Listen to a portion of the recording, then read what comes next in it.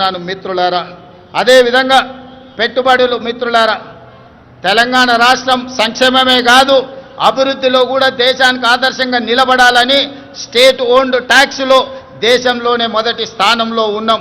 అదే విధంగా స్వదేశీ విదేశీ పెట్టుబడులను ఆకర్షించడంలో తెలంగాణ రాష్ట్రం ఈ దేశంలోనే మొదటి స్థానంలో ఉంది.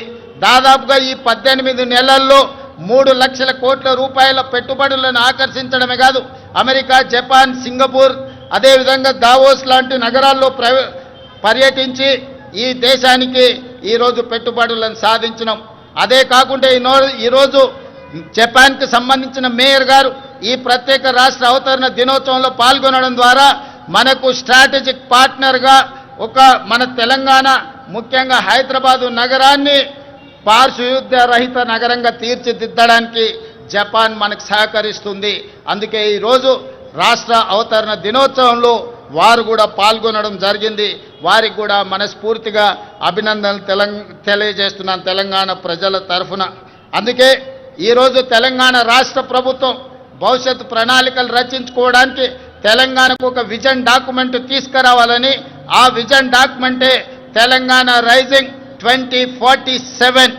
ఈరోజు ఆ పాలసీ డాక్యుమెంట్ ద్వారా రాబోయే తరాలకు భవిష్యత్తు ప్రణాళికలు అందించడమే కాదు తెలంగాణ రాష్ట్రాన్ని ప్రపంచంతోనే పోటీ పడే విధంగా అభివృద్ధి పదం వైపు నడిపించాలన్న ఒక పాలసీ డాక్యుమెంట్ను తెలంగాణ రాష్ట్రం తీసుకురావడానికి ప్రయత్నం చేస్తుంది అని చెప్పి తెలియజేయడానికి నేను ఎంతో సంతోషిస్తున్నాను.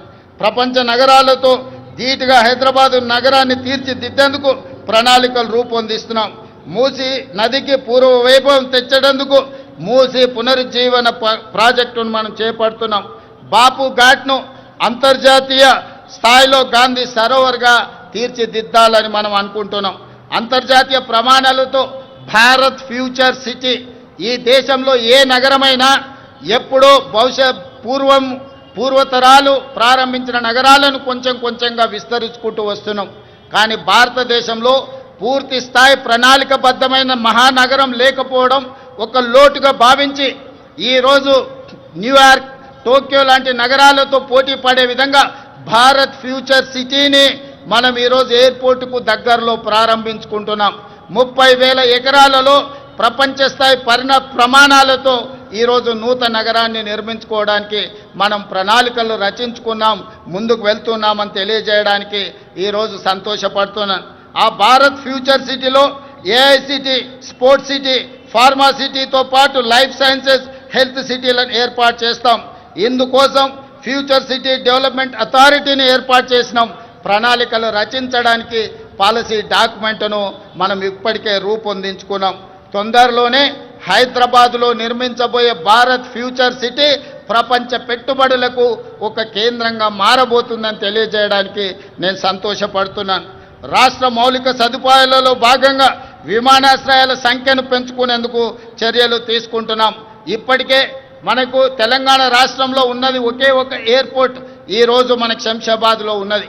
అందుకే రాష్ట్ర ప్రభుత్వం కేంద్ర ప్రభుత్వంతో చర్చించి సంప్రదించి వరంగల్లో నూతన ఎయిర్పోర్ట్కు, అదేవిధంగా ఆదిలాబాద్లో ఇంకొక ఎయిర్పోర్ట్కు అనుమతులు తెచ్చుకున్నాం.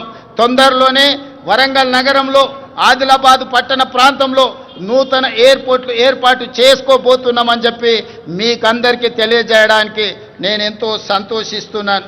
అదేవిధంగా ఈరోజు regional ring road, outer ring road మన హైదరాబాదు నగరంలో తీసుకొచ్చిన మార్పులు మీకు అందరికీ తెలుసు.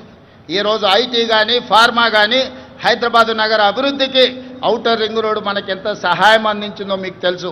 160 కిలోమీటర్ల ఔటర్ రింగ్ రోడ్ ఇంత అభివృద్ధి చేస్తే ఈనాడు రీజనల్ రింగ్ రోడ్డును ప్లాన్ చేస్తున్నాం. RRRని 360 కిలోమీటర్ల పొడవున హైదరాబాద్ తెలంగాణ నగరాన్ని చుట్టుముట్టే విధంగా ఈరోజు రీజనల్ రింగ్ రోడ్డును మనము నిర్మించుకోబోతున్నామని తెలియజేయడానికి నేను సంతోషపడుతున్నాను.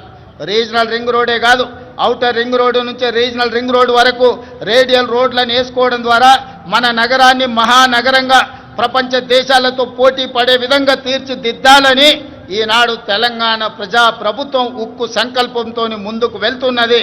దీనికి మీరు అందించిన సహకారానికి నేను మనస్ఫూర్తిగా కృతజ్ఞతలు తెలియజేస్తున్నాను.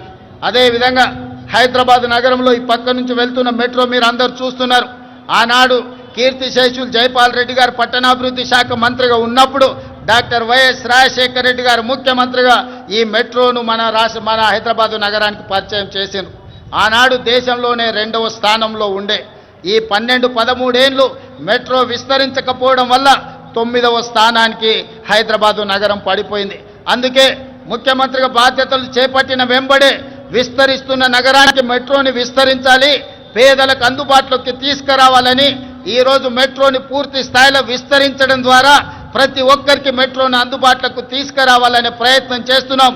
తొందరలోనే మెట్రో విస్తరణ పనులను కూడా ప్రారంభించుకోబోతున్నామని మీకు అందరికీ చాలా సంతోషంతో తెలియజేస్తున్నాను మిత్రులారా.